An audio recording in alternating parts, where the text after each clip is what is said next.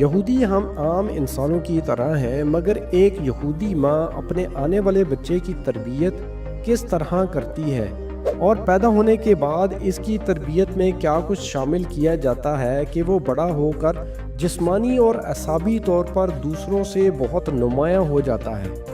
جیسے فیکٹری میں بہت ہائی کوالٹی پروڈکٹ تیار کی جاتی ہے۔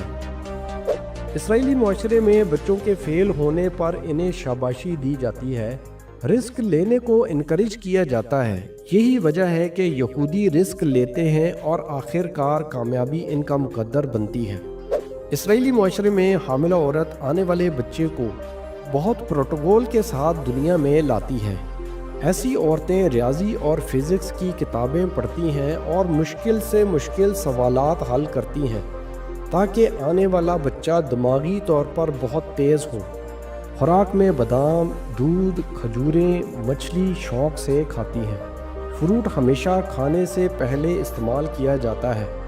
ان کا ماننا ہے کہ فروٹ اگر کھانے کے بعد کھایا جائے تو آنے والا بچہ سست اور کاہل پیدا ہوتا ہے۔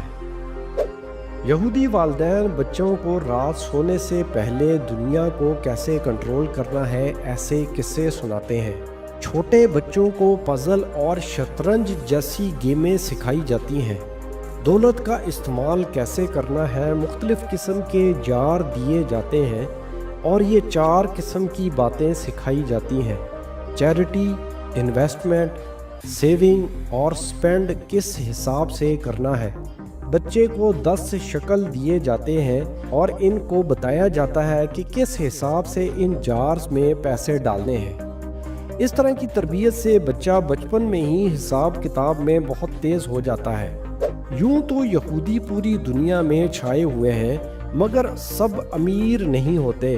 یہودی اپنے مال کا 10واں حصہ اپنے غریب یہودیوں کو کاروبار کے لیے ڈونیٹ کرتے ہیں۔